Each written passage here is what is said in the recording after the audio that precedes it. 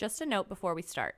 Our show talks about touchy subjects that may be difficult for some of our listeners. Take care of yourself. If you feel you need to seek help, see the links at the end of our show notes for resources.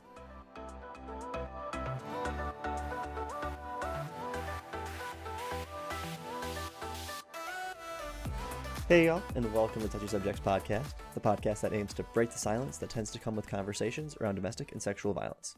I'm Sean. And I'm Amanda. And today we're going to be discussing high-functioning unhappiness with our special guest, Rebeccah Silence. So thank you for joining us today, Rebeccah. Oh, I'm thrilled to be here, and I'm always here for a touchy subject conversation. We are pumped to have you here. When we first met, we were just very excited to do this episode, so we are glad we were able to get you back on so quickly. But before we dive into our fun discussion today, Rebeccah, would you like to introduce yourself to our audience?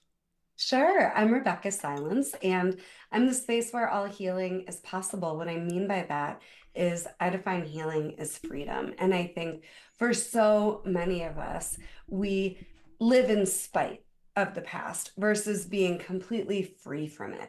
I specialize in generational trauma healing and what I call love trauma healing. And I just know, regardless of who you are, where you come from, what you've been through, even what you might be facing right now, there's nothing outside of you more powerful than you. So I grew up in domestic violence, found myself later in a domestic violence marriage. I'm a cancer survivor. I've been in private practice for 16 and a half years, serving people so that they can truly set themselves free and have the most magically delicious experience of life, love, family, and service possible. Magically delicious. I love it. Magically delicious. Well, thank you for that brief introduction.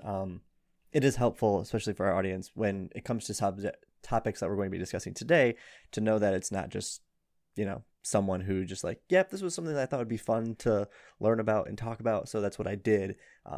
You have lived experiences that really resonate with a lot of people who are going to be listening to our podcast, and I think that really helps bring some weight behind what our discussion is going to be at today. So thank you for all of that.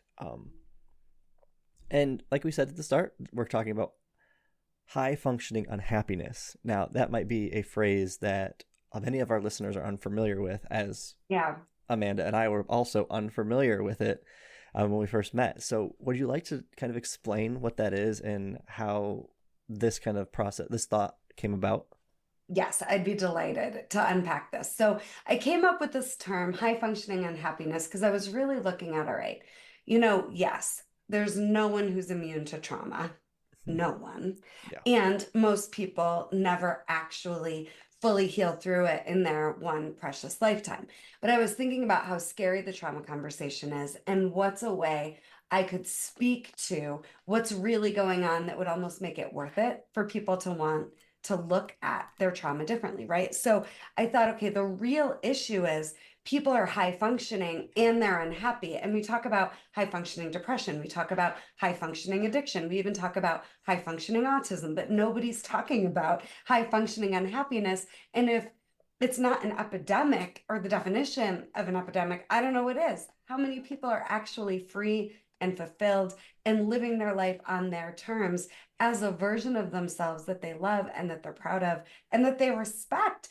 And so I think high functioning unhappiness is a perfect way to describe what most people are going through that they don't think can actually heal, and they just tolerate it and they don't even realize it could get better than that. So I'm not here to threaten the high functioning part of our lives. And I think the reason people don't pursue happiness is because they think it will threaten the high functioning part of their lives.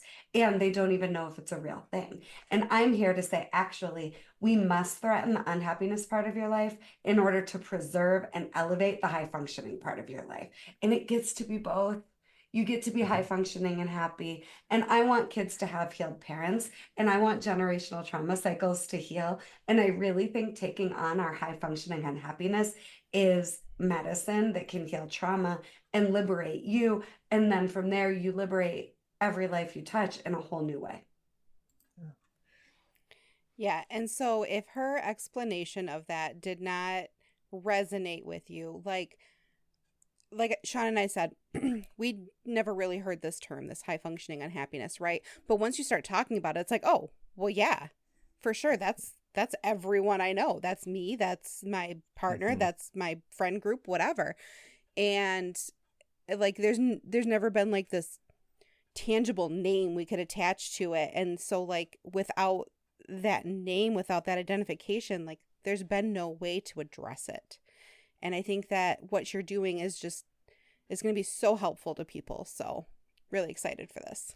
Thank you. And if you're exhausted, chances are you're high functioning and unhappy. If you feel pressure, stress, if you're tolerating, if you're feeling obligated and pushing yourself to do more of what you think you should do, if you're trying to be who you think the people around you need you to be, if you're serving them and backburnering you and hoping someday it'll be your turn, these are all symptoms of high functioning unhappiness.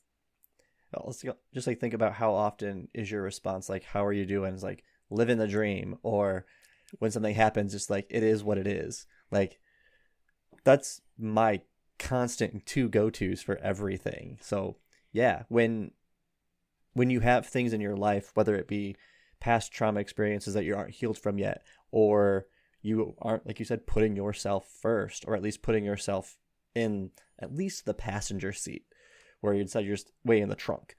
Like you're doing things in your life for other people instead of yourself. That's going to make you unhappy, because we want to do things that we enjoy. But if we are constantly putting other people's needs and desires before our own, we're going to continue that cycle. Right. Well, and then there's also the codependent factor, right? Like, I can't be happy until and unless everybody else is happy. So I'm going to try to help them get happy. And again, then maybe someday it'll be my turn. Someday isn't coming, and we can never be enough or do enough to be the source of other people's happiness. And happiness, I've got a really tangible way to define that as well. I think we're happy when we have a healthy relationship with our core human emotions of grief, anger, fear, joy, and excitement. It's not about being less human when we're talking about high functioning happiness. It's about being all the way human. And that includes having a healthy relationship with all of our emotions, the dark, the light, and being vulnerably honest with ourselves about what we need and what we want and what we feel, and not contingent on everything else is good externally, everyone else is good externally. It's about being as foundationally sound as we can be within ourselves. And we serve so much better and so much more profoundly from that place. And I hope that this is a conversation that can spark this within people who are like, okay, these are all of these things that I'm feeling. This is something that I might be experiencing, is this high functioning unhappiness. And then they can then in turn be like, hey, partner, hey, coworker, hey, whoever it is that I spend all my time trying to make happy, why don't you listen to this too? Because I don't want this to just be like a, you know what, I'm just not doing stuff for you anymore, like, because I need to focus on me. That's something that people do say because they have to. But I think if there was like a segue into that conversation that says like, these are the things that I'm actually feeling, this is legit, maybe we can work on this stuff together. Mm-hmm. Right. Yeah, and I really appreciate the holistic kind of approach to it, where it's not just taking like the happiness emotion. Like you have to be able to feel and experience all of your emotions in just a kind of like healthier way, right? Like no one is going to make it through life without experiencing grief, without experiencing loss. But if you aren't putting yourself first and knowing what is going to help you in those moments, the way that you end up trying to quote unquote like treat your grief could be in ways that are going to be unhealthy for you or are going to just further your unhappiness. And I really appreciate having that focus on all of those emotions, because you need to be able to experience all of those emotions if you are gonna be like a human. Right. Right. We can't live in that world of like toxic positivity, right? Where it's just like Yes. everything is just good all the time. Like everybody just be happy. Like that's all you have to do. It's not sometimes. Like, we need to go through those other emotions. Right. I mean, I think if you're here listening to this podcast, then you signed up for the full human experience because you don't want to touch touchy subjects unless you want the full human experience. And I think it's very important to point out happiness is an experience, it's not an emotion. We're only born with 5 naturally occurring emotions.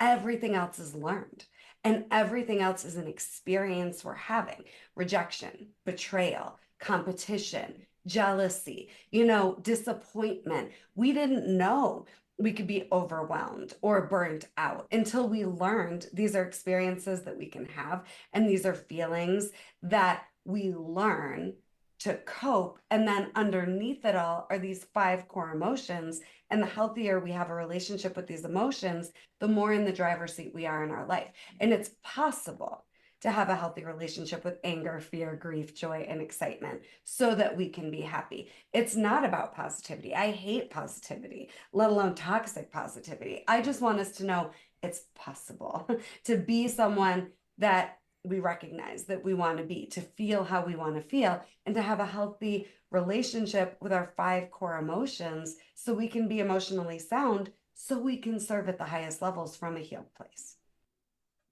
So you mentioned in there some of those like kind of symptoms or signs that someone might be high functioning and unhappy. So I really want to like kind of focus in on those a little bit so our listeners have like a good clip and a good segment. So what are some of the symptoms that somebody may be experiencing high functioning unhappiness? Yeah, we'll maybe repeat some of them, but that's okay. We can't listen to this enough. So if you're exhausted, that means you're drained, which means there's some misalignment going on, right? And high functioning unhappiness is the result of you disconnected from yourself, your spirit, your highest self, right? So exhaustion, pressure, stress, you don't recognize yourself anymore. You wonder where you went. You're struggling to find a way to fit in. You're struggling to find a way to make sure everyone and everything externally is how you need it to be, so you feel safe and okay and comfortable finally looking at what you need, what you want, how you feel, which again, that someday never comes. You're feeling like other people are the cause of your stress and your suffering, and needing other people to be different or circumstances to change to be different, and then you can be okay. These are all signs of high functioning unhappiness. Feeling like you're never enough, feeling like you can't trust or receive the good stuff, or you don't deserve it yet because you're so focused on achievement paradigms, right? Once I get to this number on the scale, once I get to serving this many people, once I get this amount of money in the bank account, or this amount of money donated, or this amount of time donated to service, then I can. All of the, once X, then Y traps that our brain takes us through. These are all signs and symptoms of high functioning unhappiness. Being afraid that if other people that you love and care about aren't happy, then I can't be happy, or that on some weird level is disrespectful. None of it's true. You thriving and happy, and that lighthouse that's unshakably resting in your wholeness, that is the best form of medicine that you could ever be for the people you serve and care about. But we don't know it's safe to stop basically going, all right, I'm going to lower my vibration in the hopes to try to pull you up with me. We think that is love and service. It's not. Me holding the vision and giving you the opportunity to rise, whatever that looks like for you, if you want that for you, without me having to change myself to take you there, that's next level service, where you're just locked in, anchored in to your strength, to your power, to your resilience, to your wholeness, and then modeling being fully expressed and aligned. That's the opposite, right, of high functioning unhappiness. And so, like, it's just listening to you talk, like, it makes me think of, like, the people who are living for the weekend, or they're living for their next vacation, or they just have to get through this hump in the road, and then things will be better. But if you've ever been in that situation, it's like there's always another hump in the road. There's always another work week coming up. And you might be get like a little glimpse of that happiness, like when you're like, oh, finally it's the weekend or whatever. But if that's the way you're living life and you're just waiting for the next day, you're waiting for the next event or whatever, then you're not really being true to yourself. You're not experiencing the things that you could be experiencing every day. Yes. And I really like focusing on one of the symptoms you kind of pointed out in there is when we are working and trying to be in service of others, we kind of often will either put ourselves on the back burner. We'll worry about it when we get to it. Like, it's not as important as me helping this person right now who needs the help. But when you aren't helping yourself, you're not going to be able to fully help other people either, because you're always bringing some of those pieces of your unsolved or unfinished or unworked shit. Like, you're bringing that into working with someone else. So your full focus isn't always going to be with that person when you want it to be. So not only then are you doing a disservice to yourself because you're not focusing on who you are or what you want, you're also doing a disservice to the people that you're trying to help because you're not able to be fully present in that moment for them either. 100%. And I have so much to say about this because can we please elevate the paradigm of help, which implies helplessness, to support, which implies everybody's capable. Everybody has the ability to empower themselves. And support means there's no dependency, right? So when we're in this help and helping the helplessness or the helpless people, paradigm, we're actually doing a disservice because we're disempowering. When we're support, we can know they're okay with or without us. And now it becomes win-win, where I don't have to be who you need me to be anymore. And I think that's another really great way to talk about high functioning unhappiness. If you're just focusing on being who you think they need you to be, and if you're afraid that they won't be okay without you, now we have dependency in the mix. Now we have disempowerment energy in the mix completely unnecessarily. And I love what you're saying, Sean, about like, yes, we have to take care of ourselves first to be the most impactful and effective, but let's look at it through a lens of when you're being who you think they need you to be, there isn't even a real relationship there. They're not relating to you. They're relating to the you're showing up as that's inauthentic, even with the most pure, beautiful intentions. And I want us really modeling authenticity and transparency and the vulnerability to be honest about here's who I am, here's what I want, here's what I need, here's how I feel. And I've got those boxes checked within myself. I know what I want, I know what I need, I know how I feel, and I'm feeling how I want to feel. From there, my God, can I be so much more of service to you and empower you to find those answers for yourself. But I'll just say, I find the number one hardest question I ask in 16 and a half years of private practice work and thousands of success stories is, what do you want? And I think a lot of us serve because we don't know what we want. And we're avoiding the discomfort of having to be honest with ourselves that I don't know who I am. I don't know what I want. I don't know what I need. I don't know how I feel. So if anybody here is listening and going, okay, this sounds great, but I don't know what I want. I don't know who I am. I don't know what I need. I don't know how I feel. You're not alone. And we can certainly talk about that too. And I think it's important too for people to recognize it in all of that as we're so focused on, well, what's my next step? How do I improve or get to this like next thing? Like using work as an example. Well, okay, I have this position, but how do I move up to the next position? How do I get there? And you don't take that time to think like, do I want to be there? Do I want that position or do I like where I'm at? It is okay to like where you're at. I love my job and I love where I'm at. I don't want to be my boss. I don't Yeah. want to be the CEO of our organization. I'm good here. And that's okay too. But I hear it all the time on like other podcasts where people are like, you got to have a growth mindset. I was like, you don't necessarily. Like, yes, you want to improve yourself, obviously, but it's always focused on like the career aspect or whatever other things you're doing. And you don't need to, it's okay. Like, you're good. If you're good where you're at, that's fine too. And maybe 10 years down the road, you decide, you know what, I do want to move up the ladder. And that's fine too. But you're doing a disservice to yourself in the moment if you're always focusing on trying to move up instead of recognizing if you're even happy with where you're at currently.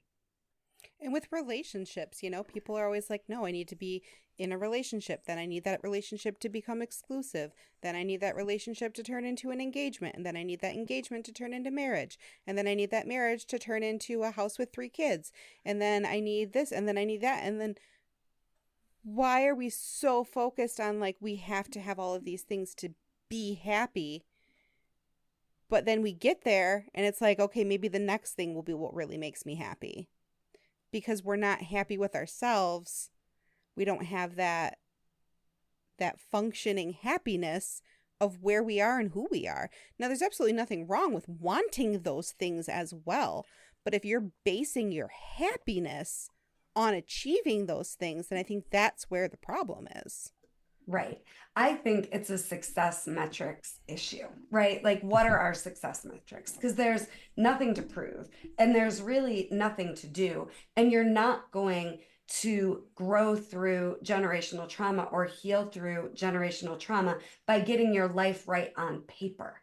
Because the generational trauma is actually about your inner world and the experiences that you had that you don't want to ever have happen again. And achieving and changing the external scenery doesn't get you finally feeling at peace or safe or enough or deserving or worthy or whatever it is that you're looking for. So I think this is a success metrics conversation. We've got to go beyond on paper, I've done enough, I've earned enough, because you won't. Like, that void is never going to get filled. I've served, hundreds of thousands of people a week on the radio for 14 years. And I get every single day somebody pouring into me, thanking me for changing their life, literally.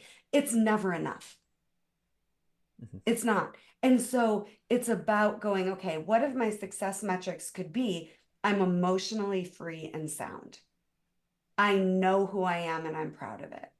I know what I need and I prioritize getting my needs met so I can serve completely genuinely from that place. I know how I want to feel and I feel how I want to feel. And I don't push. I relax into service. That is something so overlooked. The success metric of how relaxed are you?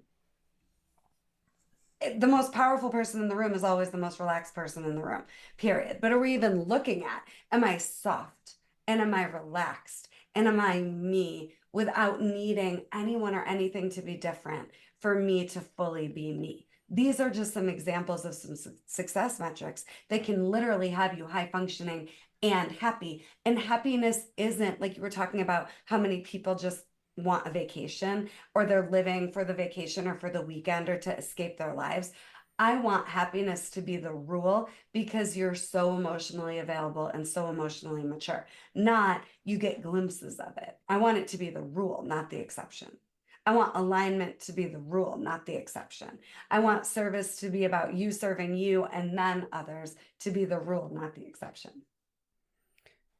So, like in Sean and I's work, and then, I'm sure a lot of people that are listening to us today, we work with a lot of people who are in the service industry. So those human services, whether that's therapists and counselors and social workers and whatever else is out there, there's a million things, right? Like even we're talking nursing and whatever. All of these people need to kind of hear this conversation, right? Like they need to focus in on this because those are the people who are out there being the caretakers of the world. And if our caretakers of the world are doing it from a place that's, okay, I just got to get through this day, where is that leaving everybody that needs the care? Yeah. And what are we modeling, right? Like if service is exhausting and we're burning the candle at both ends and running on fumes, not only are we not making service look attractive at all, but it's actually counterintuitive, because if I'm of service to you at my own expense, there was no service there. And I went through this personally for years. I couldn't do enough to help or to prove that I had broken cycles. And in the beginning of my private practice, I literally got on the radio, booked out 6 months in 2 weeks, and started seeing 10 people a day, 7 days a week. And for 4 years, I did that. And I ended up getting a diagnosis of cancer and was given a 5% chance to live. I ran myself into the ground and got so sick. And I'm not saying I caused cancer, but I am saying I needed some wake up call to stop the madness, because it wasn't enough. And I was in a hamster wheel, and I'm doing my dream, and I'm serving, and all of these beautiful success stories are happening, but I'm exhausted and I was getting sick, and I just kept pushing more and more and more. And I don't want us to get to the point where there's a breakdown to force a breakthrough. You don't need a breakdown to break through. You can just decide that the best service is you operating at the highest vibration and the highest version of you, serving you first in a way where this is all on your terms. Today, I'm a lifestyle entrepreneur. I do what I do for the lifestyle I want. And it's a dream to get to be on shows like this, talking to all of you. And it's a dream to get to work with my clients, but they are carefully vetted. And I'm never anywhere out of obligation or tolerating. I am very clear that this has to work for me, or there's no service involved. And if there's no service because it didn't work for me, I am participating in radiating toxicity, and I'm coming from such pure intentions. And it doesn't have to be like that.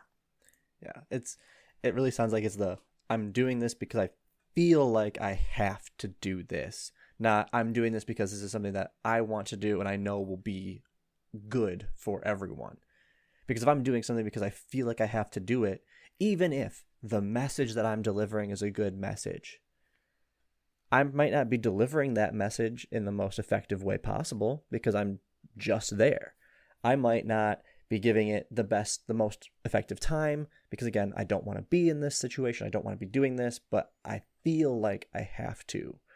When we feel like we have to do something, we're not bringing in our full self. We're only bringing in that like customer service face, that customer service voice. Yes, thank you. How can I help you?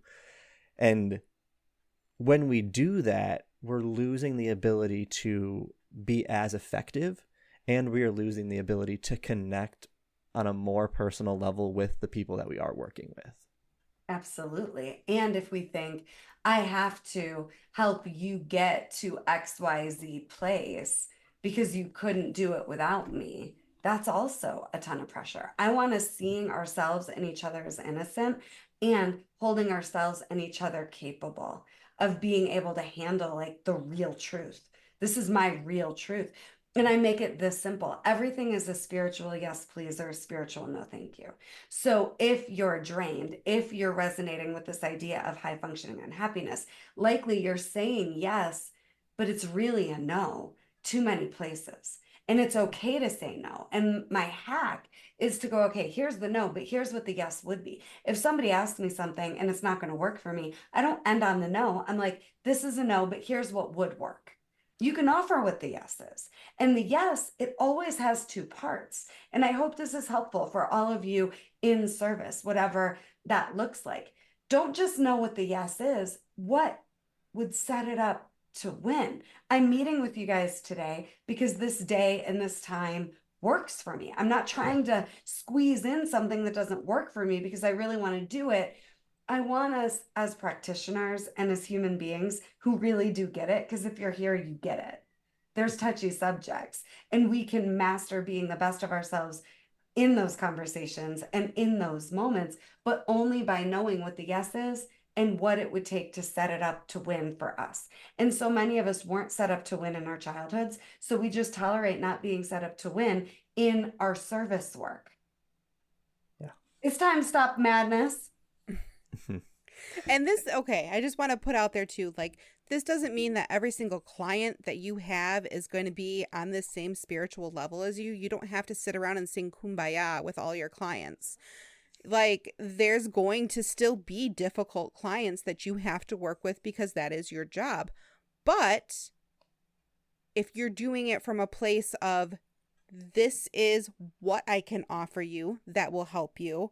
If you want to, meet here in this middle ground where we can empower you to do these things and to start working on yourself. It's a big thing. Like, people go into therapy and services and stuff like that because they want to fix stuff sometimes, right? They want to help fix whatever the situation is. And we can't fix other people. Like, they're not something that's broken that's there for us to be fixed. They're something that we can offer that support. We can offer those tools. We can offer those resources and help walk them through it. But we're not going to be able to do that for them. Otherwise, we're not giving them what they deserve. There's no empowerment there. Absolutely. I had a case. I was on the radio. A caseworker called me saying that this girl had just stabbed a staff member in the eye with a fork at the residential treatment facility. She'd been to 12 therapists in 2 years. She was suicidal, multiple suicidal attempts. And she asked me, can you help? And I said, well, let's see. And basically, I came in, got the family on board, got brand new boundaries, brand new agreements with the client, trained all the staff at this residential treatment facility. And it was 2 years of intensive work. And I just spoke to this woman's greatness and held her capable and saw her as innocent and not broken and not needing fixing. And I was modeling everything I was teaching. I wasn't coaching her to do anything I wasn't already, committed to being and doing myself. Long story short, that woman's on the board of the facility now, has been in her own apartment for 7 years. The healing happened because someone raised the bar, and people meet the bar where it's set. And so often these difficult clients in these most difficult cases, we lower the bar instead of raising it even higher. And I just felt like it was important to share that story because I hear from her all the time, thanking me still all these years later. And all I did was raise the bar and see her and speak to her greatness and demand that she at least consider nothing was wrong with her. She wasn't broken and she didn't need to fix anything. She had a decision to either stay in survival or rise and step into being a higher version of herself that she hadn't met yet. And she chose the latter. Yeah, this whole discussion too has also kind of gotten me thinking about just the more recent change that Amanda and I made for our podcast specifically. So for those of you listening to this episode, we are now currently into our seasonal model for the podcast. And Amanda and I, we've ran this podcast since 2020. So this is a 4.5 year, almost 5-year-old podcast, doing an episode every 2 weeks, to where it got to the point where Amanda and I remember having this meetings like, what are we talking about in the next 2 weeks? Because we had an episode coming out and we had no guests lined up. We had no idea what we were going to talk about. So we just kind of would think of something, because we're like, the model we had set for ourselves is every 2 weeks we have to be releasing an episode. And it got to a point where I'm like, we're probably not doing like the best episodes. Like, we're doing them because we felt like we had to do them. So in that discovery of like, this isn't working for us, we're burnt out from the podcast, we are burnt out doing the stuff that we're doing, we have to make some kind of change or it's just going to completely blow up. And that change was moving it to the seasonal model. And hopefully you all are able to hear the slight content increase in these episodes, because this feels nicer. Yes. Having that like focus come in a little bit more is serving ourselves better, which therefore hopefully is serving our podcast audience better. And I think we all deserve to give ourselves the gift of permission to reinvent when something was a win and now it just isn't. And there doesn't even need to be a reason why. It's just time to change it up. It's time to elevate. It's time to set it up to win as this version of me committed to this vision for my future. I think that's such a beautiful example of leadership, because again, we're here for the full human experience, which means we don't want stale and stagnant. And we don't want to be, serving in a way that our spirit is dying inside. We want to be serving in a way that keeps us fully alive and keeps us, connected to our spirit and the truth of who we are. And that requires reinvention sometimes. So I think that's just great modeling. And I love what you said earlier about you don't need, how did you say it? You don't need a breakdown to have a breakthrough. Oh my God, like I love that. So you don't have to hit rock bottom to start digging your way back out. Like wherever you're at, you can start elevating. Yes. And on the deepest levels, what works for you, what doesn't, what you're tolerating, what you're waiting for to change so that then you can finally get your needs met. And back to this idea of like, if you're someone who doesn't know what you want, here's 2 hacks. Number 1, what do you want for everybody else? That's what you want for you. I promise. What you want for them, you want for you. And it's very real that often we have no idea how to answer that question, right? It's easy to go, well, this doesn't work for me anymore, but I don't know what I want instead. Or I just don't know what I want at all. So I'm just going to go through the motions and do what I've always done or do what I think I should do. But what you want for them, I promise you want for you. The second hack is, what don't you want anymore? Make a list. I'm all done with. Then guess. What do you think you might want instead? And let yourself trial and error. Because if you know what you don't want, you know what you do want. So those are 2 ways you can access that information if you have no idea right now. Yeah, and I do want to focus in on a little bit too of what don't you want, because maybe what you wanted before now is something that you don't want. It's going to be a dumb example. I love to do new things because I'm like my brain constantly wants to have like something occupying it. Most often it ends up being video games, but sometimes I try to develop other skills. I very loosely know how to play the ukulele. I spent a good couple weeks learning how to play a couple chords, learning a couple songs. After a while, I didn't want to do it anymore. So I know I still have that skill. I can still play like a little bit on a ukulele.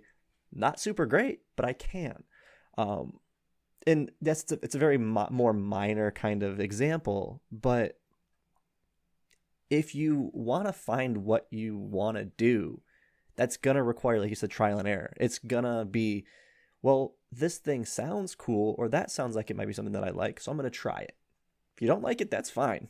There's things we don't like. I don't like onions. There's going to be things that we don't like after we try it, but that's okay. Yeah, so I saw something that was like, make your anti-bucket list. Like, what's something that you've done before that you never want to touch again? And like just going through it and seeing the things that people would comment and say, like, I did this and nope, that one wasn't for me. I'm done with that. I'm good on that. I had the experience once and now I know that I don't want it. So as you're going through these trial and error things, when something fails, that's not a failure. That's just an indication of what you don't necessarily want anymore. And it is okay to wake up one day and go, wait a minute, I used to love this and now I have no interest. Trauma bonding, great example. So many people feel very close and connected trauma bonding, and then they have a relationship and they're realizing, I don't actually like this. I don't enjoy this anymore. But we don't know it's safe to go, can we reinvent this relationship? Because it feels like trauma bonding to me and I want more intimacy with you. My best friend and I have been best friends 20 years. We don't trauma bond anymore. And I remember thinking when I had to tell her, this relationship, it's starting to drain me and it's not your fault. It's because I'm trauma bonding with you and I don't want that anymore. I thought I was going to have to grieve the relationship, that there's no way she would want beyond that. And she was like, oh, thank God. Shocked me. I just want to throw that out there because I think a lot of us are used to trauma bonding. And when we're in service, we trauma bond, not just at work, but personally in our personal lives as well. And it's okay to go, no more of this. And again, replace it with something. Like, tell them, here's what I would love to see instead. Be solution forward. We're not passing the problem back around like hot potato or pretending like the other person is the problem. But we can say, wow, this used to really feel good. And now it doesn't. I was a go-to for one of my mentors for years, on speed dial, literally any time, for her to like have me as her sounding board. And I felt so special. And then one day the special felt gross. And I was like, what am I doing? You're actually my mentor, and this isn't healthy. And no, like, no, no more. And that relationship I ended up letting go of because she didn't want to grow and reinvent. She wanted it the way it was. And so I just give those two examples of like one case that reinvented and worked out, one case that reinvented and worked out in a way where now I bless her into her future and love her from the distance. It's all okay. So I think this could be something really interesting for our listeners too, is how, if they are analyzing their relationships, they're analyzing whether it be a dating relationship, a relationship with a colleague, a client, or someone that they're working with, and they're recognizing that this isn't necessarily working for them. Mm-hmm. What would be a tip or a way that they could be able to have that conversation to reinvent the relationship to be more beneficial for the both of them? Yeah. So I have so much to say, but let me just start by saying, what if your only job is to be you and to keep turning the volume up even more on you? And when you do that, nothing bad can happen. I say this all the time. You know you can survive survival. What you don't know yet is you can survive alignment with the truth of who you are. And when we're aligned, it benefits everybody. Nobody gets hurt. The only thing that happens from you being aligned is you get information about who this person is, where there's, compatibility and where there isn't. But don't be afraid of the information. Be more afraid to be willing to lose yourself in the name of love than you are afraid to see what happens from alignment, right? So that's the first thing I want to say. And then in terms of like tangible, real, how do I have the conversation? I love starting with celebrating, here's what I appreciate and honor about you, right? So in the case with that mentor, I mean, it was over a decade. You saw me before I saw myself. You've been there with me through so much, including getting out of a domestic violence marriage with a 2-year-old, going through cancer with a 5% chance to live, reinventing myself so many times. Like, I honor you. I respect you. I'm so grateful for our history.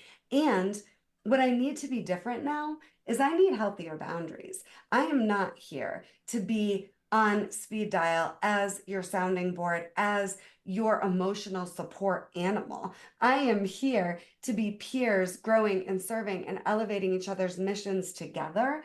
And I need you to come to me having done your work, and I come to you having done my work, and we're peers.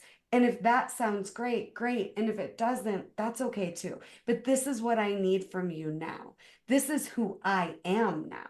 This is what's important to me now. Here's the support that I could use from you now. Here's what's no longer supportive. You might need to listen to that back a couple of times, but just know there are ways to communicate unapologetically.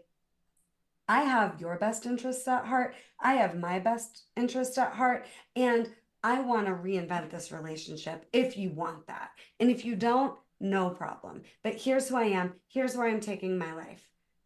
And either you want to be a part of it in this season or not. And that's okay.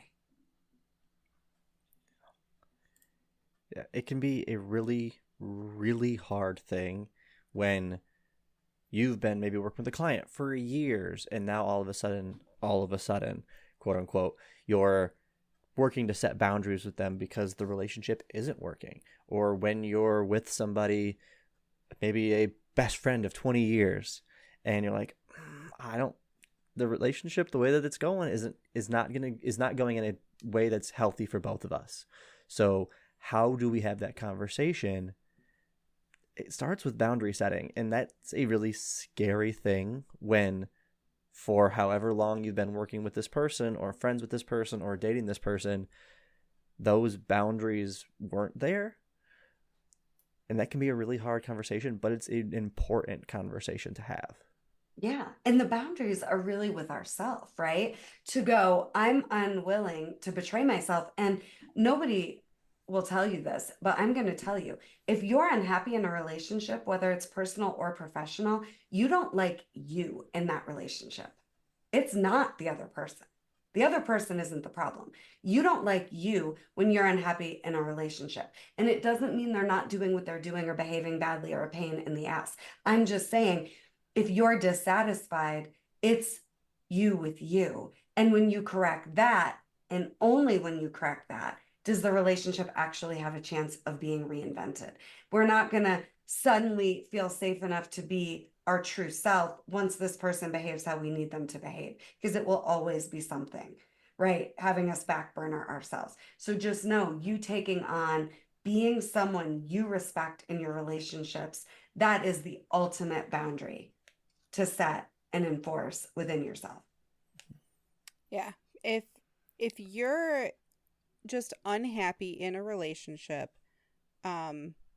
it's because there is something that's going on that you don't like, that you don't like, but you have been unwilling to set that boundary. So to be able to say, you know what? I know that I deserve more than this, whatever the thing is, and I am unwilling to let you treat me in a way that doesn't feel authentic to me. And so when you can do that and look at the relationship as, what do I want for myself, not what do I want from someone, then you can look at it as, this person fulfills those things that I want, or they don't fulfill those things that I want. And then you can make a maybe hard decision after that if this person isn't fulfilling that, maybe this isn't the relationship for me. And I think that in a small, like, obviously with some of the stuff that Sean and I work with, people who are in abusive relationships, there's control, there's domestic violence, there's assault going on in them. So there are a lot of other factors at play, right? I'm not trying to say that like our clients who have been abused can just decide to be someone different, because there are more things to consider than that. But if it's an unhappy relationship, if it's an unhealthy relationship, maybe you can make those decisions before it gets to the point of that toxicity. Before it gets to the point. What, you can make the decision to love and respect yourself the way you have always deserved to be loved and respected. I grew up in the darkest trauma. I coach some of the darkest cases. I was just working with a couple just a couple days ago. They have 2 kids under 1. He's extremely verbally abusive. She grew up in domestic violence. She's panicking. He is hating how he's showing up because he's become his father. All of these patterns can heal and break. But I said to this guy, I looked him in the eye and I said, do you want a family where love and respect and freedom to be who everyone really is the foundation? Or do you want to be someone who's lashing out, verbally abusive? Do you want your family to be scared of you? Do you want a family where everyone's free and safe? These are the choices you have to make right now. It is a decision. And he started bawling. And I said, my number one concern is, I know you don't like who you're being and you're horrified, but I'm mostly concerned about how you talk to and treat yourself, how much you're disrespecting yourself. You can start working on that right now. And he's just bawling because he didn't want to end up in this place where he repeated his childhood with his family, and he really wants better, but he didn't know how to do it. And I'm not judging ever any of you for the choices you're making right now, but I do want you to know there's never a moment where you don't have a choice, and you have a highest self and you have a survival self, and we can't do it without support, especially when we're talking about domestic violence. But we can go, I can love my survival self and I can get the support I need to trust that it's safe to become a higher version of myself that I don't even know or recognize, so that I am the one in the family breaking the cycle. Yeah. And when we talk about abuse is always a choice. The person who is being abusive is making the active choice to be abusive, because they could have made the active choice to not be. But what I love about that example is we do talk about also how like abusive people can learn to not be abusive. but we cannot make that choice for them. If that person does not see what they're doing is wrong, if that person likes the outcomes because they're the ones who are in power, they are the ones in control, they're not going to want to change. And we cannot make them do that. They have to want to change. So this isn't to say that if you're in a relationship with an abusive person, they can change, so it's okay to stay. They may never change because they may not want to change. In the example you gave, Rebeccah, it sounds like he wants to change. He Oh, wants he to break that is cycle. precious and he's desperate to break that cycle and he just doesn't know how. And so you don't have to engage in being abusive with yourself. And if you're being abused, chances are there's still a part of you that's willing to self-abuse, whether it's in your self-talk or other behaviors and ways of coping, but you can decide enough with me being abused by myself or anyone else, and you can get help. And only from that place of, I'm no longer a vibrational match for this, do you have a shot at reinventing a relationship. And I think all relationships are for our soul's evolution, right? They're not just here for, you're supposed to be the source of my happiness and you're the source of my pain. You're the cure of my pain. You're, the cause of my pain. Wait a minute. They're here to help you see how healed you are and where there's still healing work to do, where you're already free and where you're not. And I just want us brave enough to go, wait a minute. I don't deserve this anymore. So that means it's about not perfection, but bringing more consciousness and awareness to how are you treating you? And are you only treating yourself well when things are going well? Or are you treating yourself even better, even more loving, even more gentle with yourself when shit's completely hit the fan and it feels like everything's falling apart? More love, more self-respect, always the medicine. You with you. And then actually communicating, here's what I need, here's what I want, here's how I feel, and giving people an opportunity to grow with you. And maybe they will, and maybe they won't. My first husband wasn't going to grow with me. My mentor I just shared about wasn't interested in that. Doesn't make them bad people. It's just not a vibrational match. So if someone is then in that, so like the client you would reference is in that cycle, he experienced abuse when he was a child, he is now the one who is doing the same thing, but he wants to break that. He doesn't want to continue on performing the same cycle that his father performed against him when he was a child. How can someone look at that cycle and start to try to break it? Okay. So this is where I like to teach about what I call the anatomy of the trauma cycle, right? So when there's abuse, and I began getting sexually abused when I was 4 years old. So I made a decision that young that I was never going to be the perp, which meant I was going to stay the victim. But I didn't understand any of that, right? Someone's abused and they decide being the victim is better or being the perp is better. That's the first thing I want to explain about the anatomy of a trauma cycle. They want to be one more than the other. It doesn't mean they want to participate in the cycle, but they think this is love. This is part of what it means to be in a family, part of what it means to be loved, right? So we're not choosing to be a victim because we want to. We're choosing to be a victim because we don't want to ever do harm. Or we're choosing to be the one that does harm, even though there's so much shame and guilt and horror in that because we never want to feel like it felt to be the victim again, right? So the perp was always abused. And that doesn't get talked about enough. The perp is just as powerless as the victim. And they're just trying to find a way to do what I call powerlessly taking their power back because they don't know that there's another option. So the other option is you fully expressed. The other option is you healing emotionally through the stuck age and the stuck emotion and the pattern so that you can be outside of this victim persecutor dynamic or victim perpetrator dynamic. I used to think I could make any great guy turn into an abusive asshole. I thought I was doing it. What I didn't understand is I was so committed to not doing harm and to being the victim that tried to get the perpetrator to heal and be better that I was just in Groundhog Day. It's not your job to heal the perp.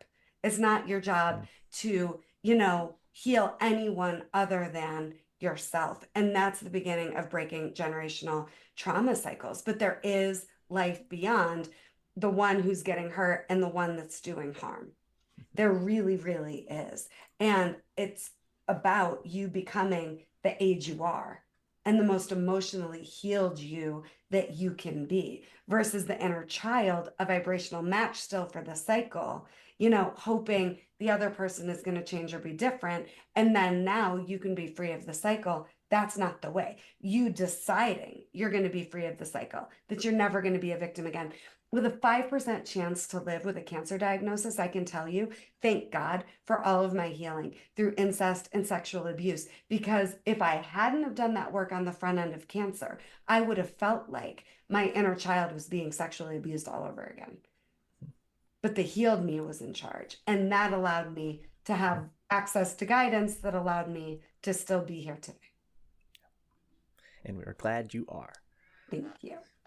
One of the ways that I've tried to explain to people, at least in part, the cycle of abuse, is when we know that the root causes of domestic violence, of sexual assault, all come down to power and control. That is what is causing it. Well, when somebody has been abused as a child, they were very much in a situation where they did not have power. They did not have control. So as they grow, not only have they learned that this is okay and acceptable behavior in a relationship, they have learned that is how somebody gains power and control. So if I want to have power over my partner and I want to feel like I have some power because my power was taken from me when I was younger, this is how I do it. So they are putting themselves then in that situation of, like you said, I don't want to be a victim. I want to be in control. So I will use those same tactics in order to gain that control. An illusion of power and control, right? Because this is where I say, no, the perp is powerlessly trying to take their power back as much as the victim is feeling powerless, right? And it's a consciousness. It's not who we are. You aren't broken. You're not a victim. You are resilient and incredible and so deserving of healthy love. But it's a decision to go, my inner child deserves better and I have to be the source of giving them better. And I say this all the time. People think violence is anger, and it's not. The second the anger is at someone, it's avoidance to the healthy emotion. It isn't the healthy emotion, but we think anger and violence go together hand in hand. And that's just not true. And we think abuse is power, and the person in that abusive position has power over us. They are just as powerless as the person they are directing all of their unhealed toxicity and dysfunction at. But we don't talk about that enough. So it is the most loving thing you can do to say, I'm deciding I'm not going to participate in anything that isn't healthy for me, in any dysfunction. And there's no justification. I just watched the movie It Ends With Us, and I had just read the book, and it was wild because it was my story. She grows up in domestic violence and then recreates it and gets pregnant in her marriage. And now what's she going to do? And the thing about it is, I think every family has a generational healer in it. And that person usually feels like they're crazy because nobody else seems to see the dysfunction. And abuse isn't love. And I loved this book and this movie because it's showing this abusive behavior isn't love and isn't acceptable. And the most loving thing to do is break the cycle and get out. But it's terrifying. I got out of a domestic violence marriage with a 2-year-old and I was terrified. And I knew I was going to go bankrupt. I knew I was going to be on my own. I knew I was never going to get child support. I knew that it was my moment to decide to become a mom I could be proud of for my daughter. And, I think the hardest part as the generational healer is knowing you can't get anybody else to want out of the cycle, but you can do the work and you can get you out of the cycle and you can model healthy love and healthy, magically delicious family and service and all the things. And not everybody's going to agree or get it, but you deserve it. And with the right support, you can have it. And so, we talk about this sometimes, right? Like if somebody has committed harm against someone else, where is their redemption for that? Where is their way out of that? Because that doesn't mean that they're a terrible person for the rest of their life, no questions asked. They can become that higher, more elevated person who doesn't actively cause that harm to someone else. It doesn't negate the harm that they've caused up to that point. It's not that you ever have to forgive them for what harm they've caused. But we do, I think, as a society, have to allow some people to get out of that cycle themselves instead of just stigmatizing them with, okay, you caused harm to someone, you're just a harm causer. You will cause harm to everyone who you touch for the rest of your life. That's not the case. And I think that's part of what we're trying to talk about here, right? Like, it's not this binary system that we tend to look at things at, where you're either the abuser or you're the victim. There is a whole spectrum in there of people The who... third option is you're the healed, highest expression of you. Yes, Amanda, this is so good. No, you go. Okay, so here's, I'm thinking about two specific cases. So one time I was doing a women's retreat, and a woman literally went into a trauma response and had a repressed memory surface of her abusing a baby that she was babysitting when she was 12 sexually, and she was just losing it. And what we did, because again, the person abused is playing out the abuse in an effort to try to heal their inner child. The abuser is trying to heal their inner child. The person abused is trying to have a healing from the first time they were abused, right? So this woman, we had to heal through the shame and the guilt and the trauma, and heal up the stuck age and heal those stuck emotions, and then give her permission to forgive herself. And she had a whole new lease on life. I mean, it was like watching an exorcism. It was wild. And that was the moment I knew I was ready to serve at the highest levels, because I'd never coached or facilitated the perp's breakthrough before. I had always just been facilitating the victim's breakthrough, right? And their inner child growing and healing into the adult and their age they actually were, and releasing the emotion. But I'd never done it with a perp. Then a couple of years ago, I had a case where a client of mine that was a defense attorney called me and said he had someone that just was arrested for being blackout drunk, beating up the fiance in front of the 10-year-old twins. She went into unconsciousness. The twins called 911. That family had healing because he wanted it. And I demanded, you're not going to live in the house with her or the kids yet. We're going to separate you. You're going to do your work. I'm going to work with everyone separate and then bring everyone together. And he had been raped as a kid in foster care, and nobody ever helped him heal that. And I don't even think he had admitted it to anybody before. So we're playing out what we need to heal. That doesn't make it okay. But once we recognize that's what's happening, we can do something about it. So this guy did his work, got sober, got a sponsor, and we literally worked for over a year before he was reintroduced back in the home. And then we kept working so that these two people didn't have their inner children who had been so traumatized growing up playing out their childhood trauma. We had two healed adults able to be the couple. They ended up getting married. The kids got to have healed parents. One of the wildest, most beautiful cases I've ever had the honor of coaching, and they are thriving to this day and came together. And the point is, we aren't bad people. We're just either committed to the dark and sourcing from the dark and playing out the trauma and normalizing the trauma, or we're committed to the light and life beyond the trauma. And I think it's scary to live beyond the trauma because, again, we know we can survive survival. I tell this story as well. One of the scariest nights of my life was the first night I spent with my second husband, because I was like, I'm safe and this isn't equal, and I don't know what to do with that. I know what to do with an abusive asshole. I don't know what to do with an equal who's safe. Yeah. I had no idea, but I was going to be damned if I didn't figure out how to have healthy love in this lifetime. And I was going to be damned if my kids didn't have healed parents.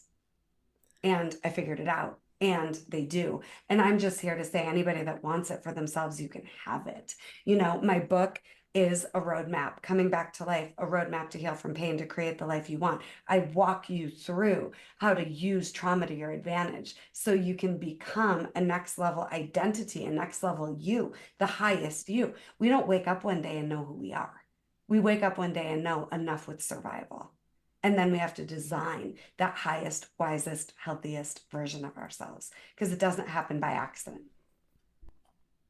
So then, before we wrap up today, Rebeccah, because we are just a little bit over that hour mark, do you have any closing points you want to give to our audience before we wrap up?